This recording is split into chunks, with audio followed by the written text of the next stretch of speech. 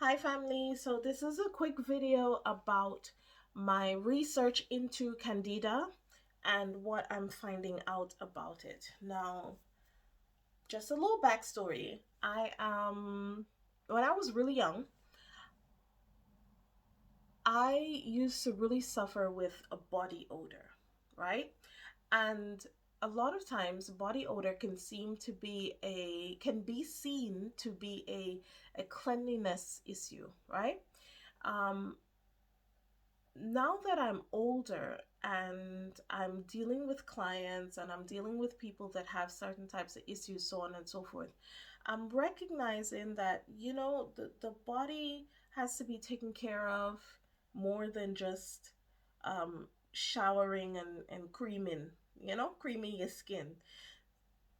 There is a whole internal mechanism that's going on inside the body that also needs to be looked after, particularly when it begins to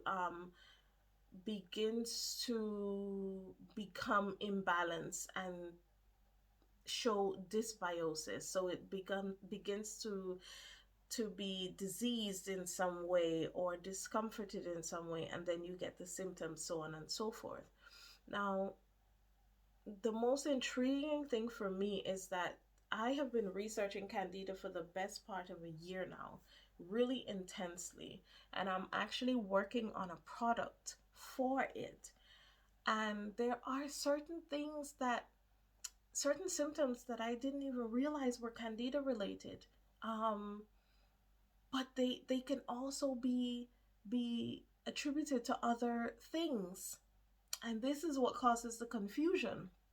So, for example, coming up, I was always interested in health. But when I got to England, I was 14 years old and I was really, really intrigued in health. And, there were so many products that were available in England that weren't available in Ghana. I'd never even heard of them. That I would spend all my free time researching, right? And I remember being a teenager and going to a holistic doctor, and he said to me that I could see the microbes in your blood. He took a blood sample from me, and he said I could see the microbes in your blood. Um, they the balance is beginning to shift for the negative, so the bad bacteria is being taken over, and so he prescribed me a few things for that, right? Then years later, I realized that, my tongue always had like a white coating. It was never really pink. And I pierced my tongue, right, at a really young age. And that just made it worse. Okay. I thought, well, you just. You might be getting a cold, because that's one of the ways that you can tell if you're coming down with something, is the coating on your tongue and its color and so on and so forth. But then there's also, you can identify other things in the body, right? So maybe intimate odor, excessive sweating, excess sweat odor, caking up of the skin around here, thick flaking in the scalp, also underneath your nail, having that white flaky stuff that if you go to the nail shop, they have to scrape it out. All of these things that are seemingly non-related, but in my Candida research, I'm finding out that all of these things, aside from being something else, they're also symptoms of Candida. And I didn't know that.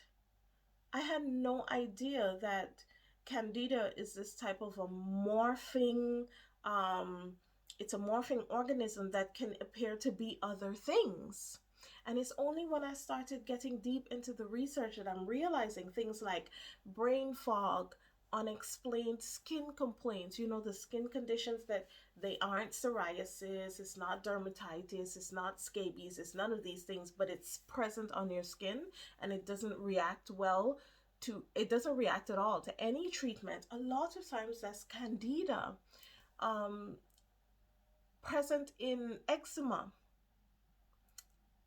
present in showing up in a particular way in people that it just seems strange. Um, lining Getting into the lining of the heart, getting into the muscular tissue, getting into, the formation of your cells and causing them to be malformed. I did not realize, family, the depth of how serious candida, something that just seems like this little thing, can really grow into a huge problem, and it can mimic other diseases. I had no idea about this.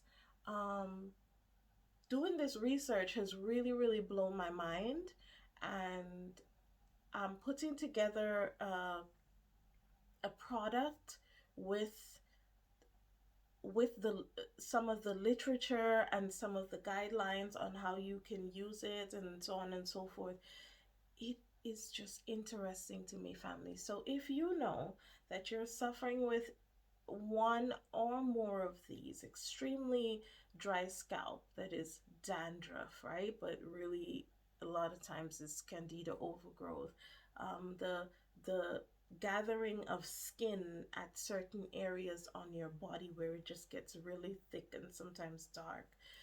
People who are diabetic tend to have a lot of candida because of the sugar that's present in the blood. Um, I'm I'm flabbergasted. So I just really wanted to make this quick video, family, just to tell you to be on the lookout for what's going on in your body. You might not be paranoid.